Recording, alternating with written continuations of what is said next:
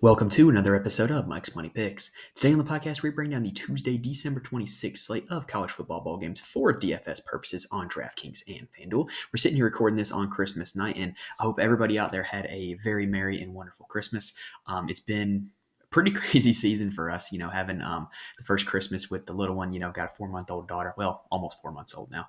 And just going to all the different families, having all the different events. It's just been an absolute blast, and I hope everybody out there had that same experience as well. But we've got ourselves a full week of college football now, y'all. And so it's time to buckle down and let's break down these bowl games and let's see if we can't help win you some money here by playing DFS for the rest of the week. So you can catch us back here on the YouTube channel and on the audio feed for the rest of the week for all of these college football bowl games. So make sure you subscribe to the channel, subscribe to the audio feed. That way you'll be notified when new episodes drop. I should be able to get out one new episode per night for the next day's bowl games for the rest of the week, culminating with the New Year's Day slate, which is going to be coming up in about a week from today. So if you're playing college football DFS or, you're watching the bowls, make sure you subscribe to the channel so you can be notified when those episodes drop. Also, we are going to have a big announcement for the golf one and done coming this week. There will be an episode for that on audio and on YouTube. So if you're interested in playing any fantasy golf, if you want to learn more about one and done, if you want to join my one and done, make sure you're on the lookout for that as well. Lastly, I want to go ahead and preface this about the college football bowl. So with all of the portaling and opting out and declaring for the draft, there are obviously going to be some situations that are less than certain on these college football bowl slates. There were some last Saturday where I had recorded on a Wednesday, and by the time Saturday rolled around, some of the news was kind of obsolete. There were some guys that weren't expected to play that did play, like half of James Madison's offense. There were a lot of guys that were expected to play and didn't, guys that were expected to start and didn't.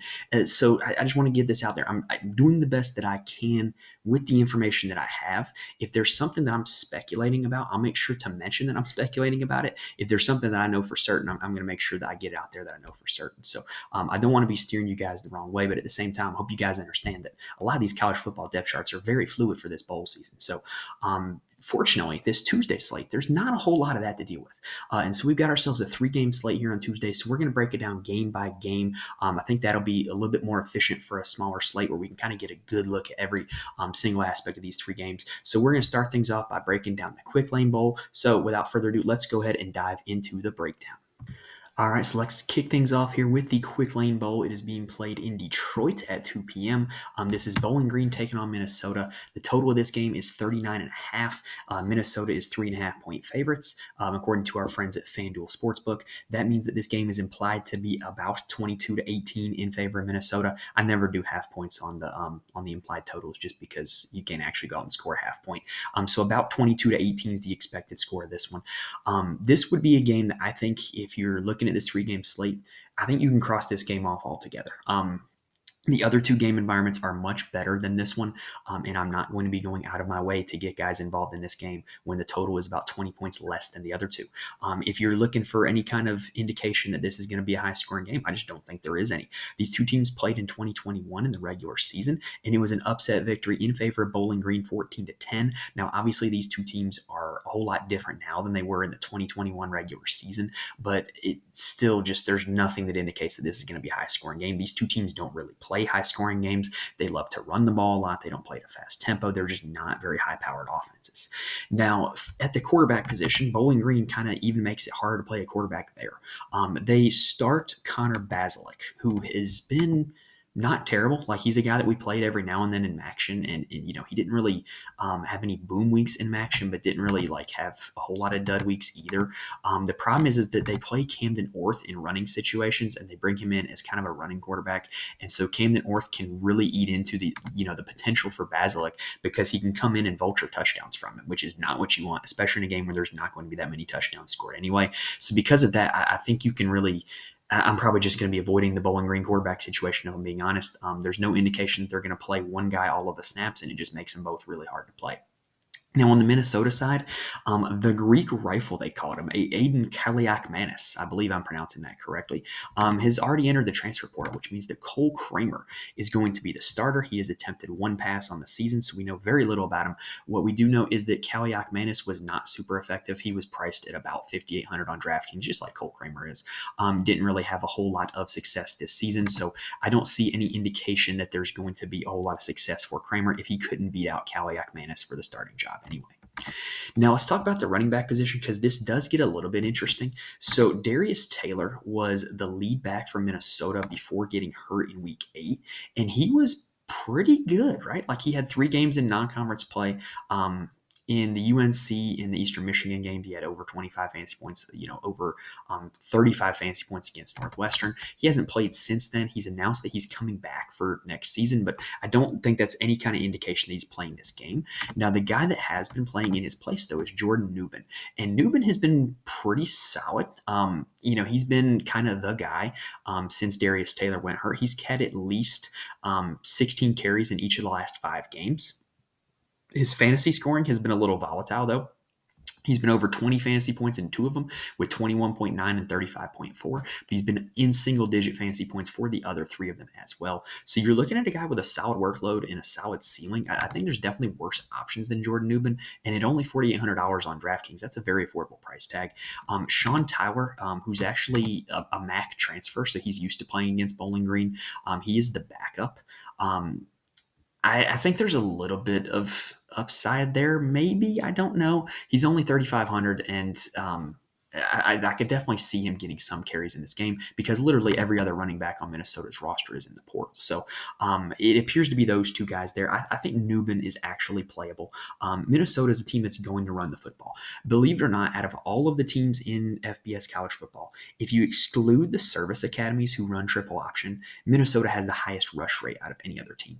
So this is a team that, now they've got a backup quarterback. They're playing in a bowl game against a team that on paper they have more talent on the front lines than. I see them running the ball a lot, and I see them running the ball with success. Even though we talk about how low this total is, Minnesota is still expected to score 22 points. So that's 3 touchdowns. And so if they score 2 touchdowns on the ground and you get Newman at only $4,800 or maybe even Tyler at $3,500, then that's going to give you a legitimate upside for one of those 2 guys. I would much prefer Newman to Tyler, but I definitely think Tyler might be worth a GPP dart throw.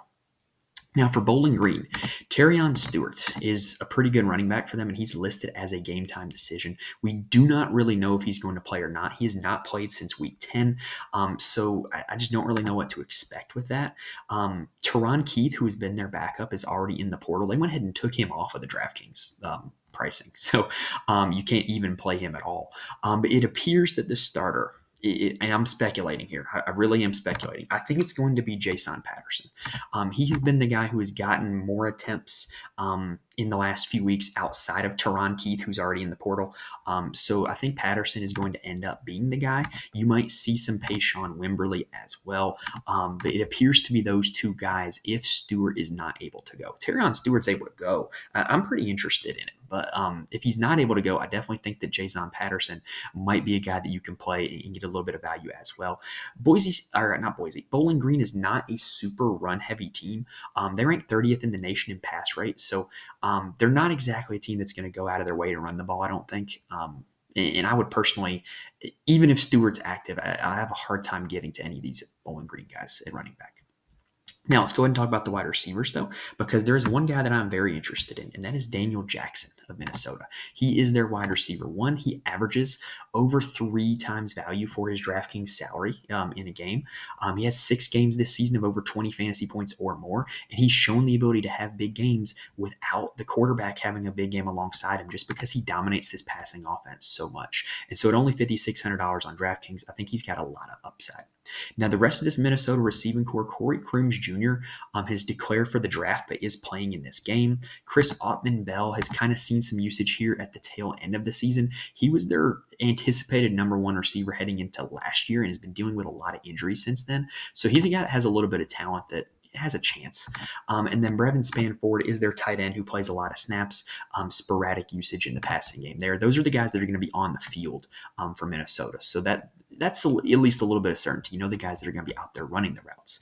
Now, for Bowling Green, You've got Harold Fannin, who was an elite option in Maction this season. If you were playing those Tuesday and Wednesday night slates, he ended the season with 4 straight games of over 17 fantasy points or more. However, he is too expensive for my taste. I think there's other receivers on this slate that you can get at a better value, even though his usage in the offense cannot be denied. He is a big-time part of this Bowling Green offense. Odiu Hilaire is the only other guy I would really consider out of the Bowling Green passing attack. He's been their kind of number one wide receiver throughout the season. Hasn't really exploded for any huge games. He just hasn't scored a lot of touchdowns. And so in a game where they're only expected to score 18 points, I just don't think there's a whole lot of upside for this passing attack. I would say I would be more likely to play one of the Bowling Green receivers than one of the Bowling Green quarterbacks. But like I said about this game from the top, I think you can just cross this game off altogether. I think it's a totally viable strategy. All right, now let's talk about the second bowl, the Servpro First Responder Bowl, being played in Dallas, Texas. So this one is Texas State taking on Rice. I love how they got 2 group of 5 teams to play in a bowl game in Texas, where they're already in Texas, but the complete opposite side of the state. That's interesting. So anyway, the game total in this one's 59.5, which is the second best on the slate. Texas State is 3.5-point favorites. So the projected total is about 32-28 in favor of Texas State. And look, I got to be honest, I think TJ Finley is the top quarterback option on the slate. So do you remember back when COVID was going on, how LSU was coming off the national championship season? Joe Burrow leaves for the draft, and they have this guy that is a quarterback that is just a huge physical presence. He looks like Cam Newton, and he's supposed to be the next big thing, and he wasn't. Well, that was TJ Finley, and he's kind of bounced around college football since then, and now he's found a home at Texas State, and he's had a really good season for Texas State. He's had 5 games of over 27 fantasy points or more this season. This is a team that operates at a pretty fast pace. They love to throw the football around. He's had multiple games this season of over 45 pass attempts, so the volume is going to be there. I really do think he is one of the best options at the quarterback position on this slate. And, they're projected to score 32 points in this game. When you look at his game log, in every game where Texas State scored 30 or more real points, TJ Finley scored 23 or more fantasy points, which is about 3 times value for his salary. Look, I cannot stress enough, I think he's a great play, and we're going to talk about how you can play him here when we get to the wide receiver section. Now, AJ Padgett for Rice is the guy that's going to start the bowl game after JT Daniels' medical retirement. I was surprised JT Daniels was still playing college football or still had more eligibility left. But Padgett has started the last 2 games in place of JT Daniels. And in those 2 games, he has scored 22 and 23 fantasy points. So you've got a guy who is not the worst option in the world at a salary of only $6,500 on a game where his team's implied to score 28 points. I can see myself tomorrow playing a lot of lineups where I play both TJ Finley and AJ Padgett at the quarterback position and just hope that this game goes absolutely nuclear. I think that's a very viable strategy for this slate. And I think that my primary interest in Padgett is going to be in like a game stack where I'm playing TJ Finley on the other side.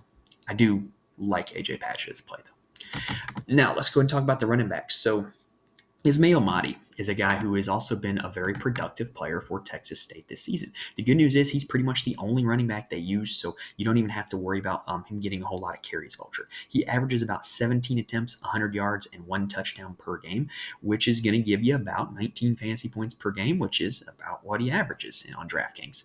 And in fact, he actually averages over 3 times his salary, which is a very good value. He's also had a pretty high ceiling. He has had 5 games over 20 fantasy points this season, so he does give you a pretty high ceiling with that. Looking at Underdog for this slate tomorrow, his prop on Underdog is 100 yards rushing, where you can pick the over or under. So if you think he's going to go over that, like that's an instant 13 DraftKings points right there if he just gets the 100 yards and the 3-point bonus. So clearly people are expecting big things for Mahdi if his prop is all the way at 100 yards. And I kind of think he could get there. I think he's a really solid play as well. And what I like about this Texas State offense is they run enough plays and they're so concentrated among so few guys that you can play multiple pieces from them and have all of them hit value. So I think you can actually play Mahdi in lineups where you are using TJ Finley as well. Dean Connors is Rice's guy. He is their lead back. He is not quite the workhorse that Mahdi is in terms of his total carry load on the season, but The last two games have been pretty encouraging. In the two games that A.J. Padgett started, Dean Connors had 19 and 14 rushing attempts, which is more than his season average. So if you're looking at, for reasons to be optimistic about Connors, that would be the reason why. I think it would be a viable strategy to play TJ Finley on one side and Connors on the other without the quarterback for Rice, because I think there's a possibility that he does do the damage on the ground. Both of the teams in this game, Rice and Texas State, are below average in terms of run defense. They both surrender between 4.2 or 4.3 yards per carry to the running back position. So I definitely think there's a possibility that either of these running backs ends up going off. And I think that if you're not playing one of the quarterbacks from this game, I definitely want to get exposure to one of the running backs from this game. Now, the wide receiver position is a little more complicated. We got a little bit of drama here at the wide receiver position for this game. And it kind of boils down to Joey Hobart of Texas State. Hobart is a really solid player. He's been their wide receiver one the entire season, but he's missed 2 of the last 3 games with an undisclosed injury. And let me tell you, there's not a whole lot of information about it other than it's an undisclosed injury and that he hasn't played, which is frustrating because we don't really know what his status is for this game. What we do know is that on the bowl game depth chart that Texas State released, he was listed as a starter. So I don't know how reliable that is, but clearly there's some sort of inclination or some sort of chance that he plays. With this being the second game of the day and with him being their most expensive wide receiver, I do think you can put him in that lineup, check Twitter, pregame, check, to see if he's playing. And then if he's out, then just swap him down to one of the other Texas State receivers. So let's talk about those other Texas State wide receivers. So in Hobart's absence, both Ashton Hawkins and Cole Wilson have absolutely gone bonkers with no Hobart in this offense. In fact, in the last 2 games, both of them combined for 28 fantasy points each. 28 fantasy points each for both of them. Yes, you heard that correctly. That's 56 fantasy points per game from these 2 receivers in the games that Joey Hobart missed. So I definitely think there is a big time possibility that 2 Texas State receivers end up going off. And if I am playing TJ Finley, I'm probably going to play him with at least 2. Well, actually, I wouldn't play him with 3, but I would play him with most likely exactly 2 wide receivers on this team. Now, if you are looking for, kind of a punt play or, like a value play, Chris Dawn Jr. did get the start in the last game with Joey Hobart out of action. Obviously, if Hobart's active, you can't play him, but he's a true freshman. They think he's pretty talented down there. He had 8 catches for 73 yards in total in his last 2 games at only $3,600. I think there's worse ways you could spend your money than going all the way down to Chris Dawn Jr. Now, for Rice, they're very open and shut. They're a one-man show in the wide receiver room, and that one man is Luke McCaffrey. Yes, that McCaffrey, he is related to Christian. I believe he is his brother. He has been one of the best receivers in college football DFS all season long. He gets a lot of work, and it appears that A.J. Padgett being the quarterback has not slowed him down because he had 38 and 20 fantasy points in those last 2 games. If you're not accounting for price, I think he is the best wide receiver on the slate. At his expensive price tag, though, it is a little bit tougher, in my opinion. It would take him 24 fantasy points to get to 3 times value. And that is a mark that he has hit a total of 5 times this season, which is not bad, but it's definitely a much higher goal than a lot of other guys on the slate. And if you play him, you're going to need a big time performance from him. Now, he does have 68 catches on the season. No other Rice Owl has more than 47. What we do know with Rice is who is going to be out there on the field. Rawson McNeil is another guy who's going to see snaps, as well as Landon Ransom Goals. He has actually been probably the second most productive wide receiver over the course of the season. And then you also have the tight end, Bowden Grown, who scored 2 touchdowns in their last game. Maybe that's a sign that he has a little bit of rapport with A.J. Padgett. I don't know. But those are the guys that are going to be on the field for this Rice passing attack. So if you're looking to fade McCaffrey, you can go with McNeil, Ransom Goals, or Grown to maybe get a little bit of leverage there. But I'll be honest, Luke McCaffrey is probably my priority when targeting this Rice offense. All right, that does it for the first 2 games. So let's go ahead and take a quick little breather, and then let's break down the last one. Now, before we get started with the last game of the day, I do want to mention there are a few places where you can get more information from me. First off, you can follow me on X at Mike's Money Picks. If there's any kind of updates that I need to get out there, I do try to get them out there, as well as any kind of updates for the podcast, whether it be on YouTube or audio. And then I'm also more than happy to answer any start-sit questions on there. So just reach out to me on Twitter or X at Mike's Money Picks if you need anything. Also, I'm in the Fantasy Corner Discord. Link is in the description to that on YouTube as well as on the audio feed. Basically, we've got a lot of smart people in the Fantasy Corner Discord who play a lot of DFS for a lot of different sports, and there's generally a lot of good discussion in there for college football, college basketball, NFL, and even NBA as well. So if you're looking for people to talk about DFS with, because part of the fun of DFS is being able to talk about with others, bounce ideas off each other, sweat it out together. So if you're looking for a community to join the Fantasy Corner. It's entirely free, and the link is in the description.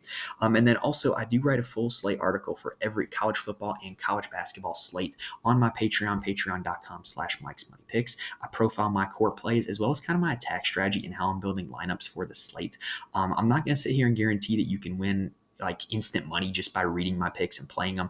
But I will say that I do give out good information. There's not a lot of people that are able to kind of write about college football and college basketball DFS in the way I do. And I definitely think that it's great for information purposes, great for building your own strategy and your own process for playing DFS for those two sports.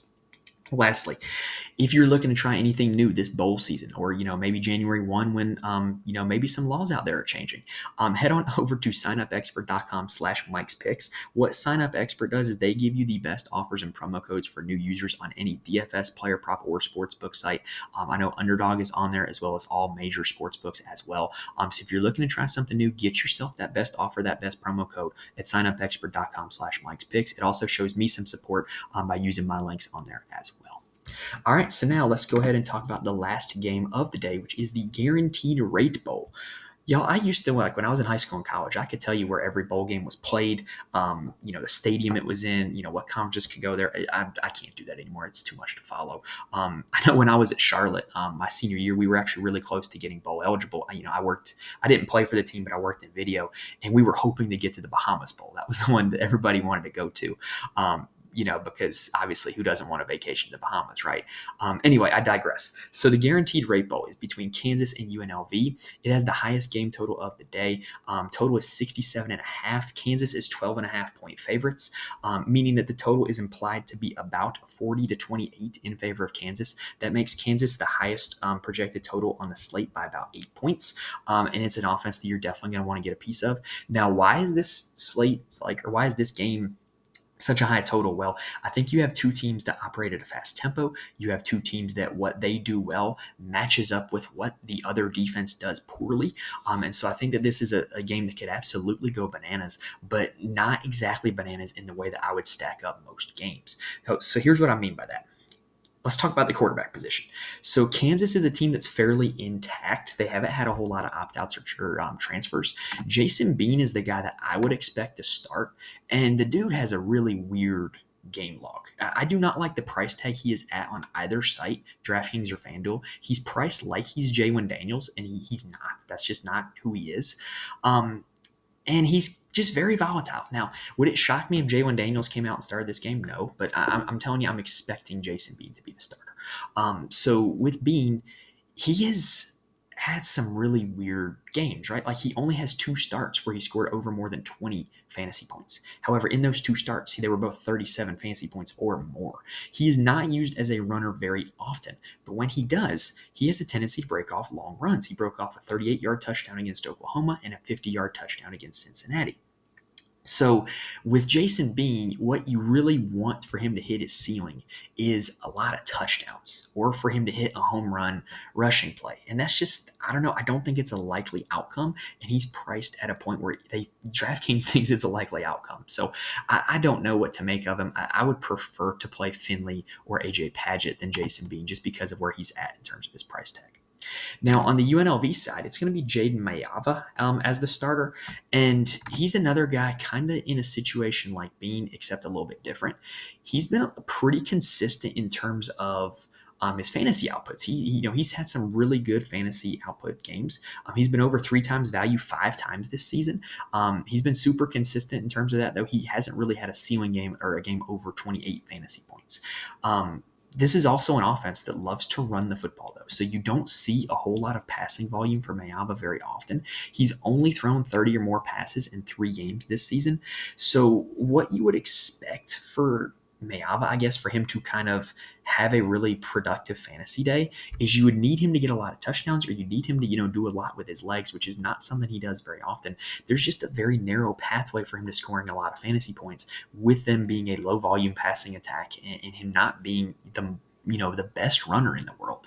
So again, I would probably prefer to play Finley and Paget, but with this game environment being so good and there being such a high total, I don't think you can just totally ignore these two guys, but I think Finley and Paget are just more safer plays. Now, the other thing that's kind of concerned with Mayava is that this UNLV offense really kind of got bottled up in each of the last 2 games. They did not have a whole lot of success against Boise. San Jose State, they put up 31 points, but the total yards numbers were not very impressive. Now, let's go ahead and talk about the running back position. So Devin Neal of Kansas, in my opinion, is by far the top running back play on the slate. He's had 20 fantasy points or more in 5 straight games. He has 183 attempts on the season, which is about 15 a game. So he doesn't see like this massive workload, but he can really break off long runs. In fact, in each of the last 3 games, he's broken off a touchdown run of 35 yards or more. He has scored a rushing touchdown in 6 of his last 7 games. I can't say enough about Neal and how good of a play he is. He will cede a little bit of carries, though, to Daniel Highshaw Jr. Look, it's not like a full-blown committee, but Highshaw's going to get involved. In each of the last 5 games, you've seen 12, 9, 13, 9, and 5 attempts. So it's not nothing, but it's not a full 50-50 committee that would make me want to play Highshaw as much as I want to play Neal. I mainly see Highshaw as a GPP leverage type of play where if you're going to fade Devin Neal, then you can get a little bit of Highshaw, and maybe, just maybe, it's Highshaw that gets the touchdowns or it's Highshaw that breaks off the long run as opposed to Devin Neal. Now, for this game, I think that, as I mentioned earlier, what these teams do well offensively is not what the other defends very well. Both these teams love to run the football, and both these teams are below average rushing defenses. In fact, both of these defenses, Kansas and UNLV, are outside the top 70 in yards per carry allowed. So both of these teams have a really good matchup on the ground, and I'm expecting somebody to have success on the ground. Now, for UNLV, it's not the matter of if they'll have success on the ground. It's a matter of who is going to have success on the ground, because they play a very nasty 3-person committee between Vincent Davis Jr., Donovan Lester, and Jaden Thomas. So those 3 guys are all going to see carries. They're all going to have a chance to end up, in the end zone. In terms of a profile, Vincent Davis Jr. has the best one. He is their leader on carries in the season. He gets some regular usage in the passing game. He's probably the quote-unquote best back. Jaden Thomas is the guy who just kind of thumps in for the touchdowns. He has 12 touchdowns on the season on only 108 carries. He's kind of like the goal line back who can vulture touchdowns. And then Donovan Lester is just kind of a change of pace back who was used a lot early in the season, but kind of saw his role diminish as conference play went on. I would probably prefer to play Vincent Davis Jr. out of the 3 of them, but the fact that it's all 3 a committee is just a mess. And I really think that while this UNLV offense is going to have success, it's going to be really hard to pin down which one of them ends up having that success. Now, in the passing game, this game's very simple. There's only one guy in this game that I'm going to be targeting with a lot of seriousness here out of these 2 offenses. So let's go ahead and talk about the Kansas guys, though. They've got Arnold, Skinner, and Grimm are their primary 3 receivers, with Fairchild as the tight end. Now, the 3 receivers, Arnold, Skinner, and Grimm, when you look at their game logs, it's not super impressive, and it's because this offense loves to run the football. They don't throw the ball a whole lot. Arnold, Skinner, and Grimm have combined for only 2 games this season over 20 fantasy points or more. So, where is the ceiling among these 3 guys? I just don't think it's really there, and I'm probably not going to be playing a whole lot of them for that reason. I think if I were playing a lineup with Jason Bean, I would want to play one of them, and it would probably be Arnold, but I think you can just avoid this altogether because it's kind of a mess. None of them are really consistent, or none of them really have shown a whole lot of ceiling. I think you can just avoid it altogether. Fairchild, the tight end, look, you just be hoping that he falls into the end zone, and if he falls into the end zone, he's going to have a decent day. Now, on the UNLV side, Ricky White is the guy that I want to target. And it is wild, y'all, that Michigan State had Ricky White, who we're about to talk about, Jaden Reed of the Green Bay Packers, Keon Coleman of Florida State, and Jalen Naylor, who's also in the NFL. They had all four of those guys in the same receiver room, and they couldn't throw the ball worth a crap. That's kind of amazing. Anyway, I digress. Ricky White has been one of the best receivers in college football DFS all season. UNLV just hasn't been on the main slate a whole lot, so it hasn't really gone super noticed. But he's been really, really productive. He is top 5 in target share in the entire NCAA this season. The entire FBS, I should say. So you're getting a guy who just dominates his team's passing offense. He's had at least 5 catches in 9 straight games. He has 4 games of over 30 fantasy points or more during that stretch, and he has not been touchdown dependent, with only scoring 7 touchdowns on the season. And then their second option in this passing game, if you're looking to fade Ricky White, look, the only reason I would probably play this guy is if I'm fading Ricky White, is Jacob DeJesus. In the last 2 games, this defenses have kind of keyed in on Ricky White a little bit, and you've seen a little bit of production from DeJesus. He just hasn't scored. 5 for 30 against San Jose State, 6 for 55 against Boise State, and that was on 10 targets, which was actually higher than Ricky White's target number. So Jacob DeJesus would be a guy that I would be interested in playing if I was not rostering Ricky White. All right, that does it for the 3-game college football DFS slate for Tuesday, December 26th. If you like what you saw here on this episode, y'all, make sure you go ahead and hit that like button on YouTube. Make sure you go ahead and rate and review the audio podcast as well. It really helps me out a lot, helps it get noticed, which helps the community grow. And I really do appreciate it. You guys are the best. So if you like what you saw, like button, rate and review, helps me out a lot. Also, hit that subscribe button to the channel and to the audio feed, because you will be notified when new episodes drop, like the rest of all of our college football content for the rest of the week, carrying you right up into the New Year's Day bowl games, as well as the national championship game on January 8th. We're going to be with you every step of the way. So, hit that subscribe button so that way you can be with us for those steps of the way. And that pretty much does it for this episode, y'all. Hopefully I was able to give you guys some good information that's going to help you guys win some money. Remember, when it comes to bowl games and all the transferring and all that, if you have any doubts about a guy, just search the guy's name on Twitter 20 minutes before kickoff, and maybe you got some info. There's a lot of non-black and white situations. I think I did my best here to go over what I thought was speculation as well as what I thought was something that was going to happen. So hopefully we'll be proven right on that, and hopefully we gave you guys some winners and some strategies that you can use to build some good lineups for this Tuesday. All right, that does it for this episode, y'all. So best of luck to you in all your DFS endeavors. Hopefully you guys had a Merry Christmas. Thank you guys for watching and listening, and I will see you next time.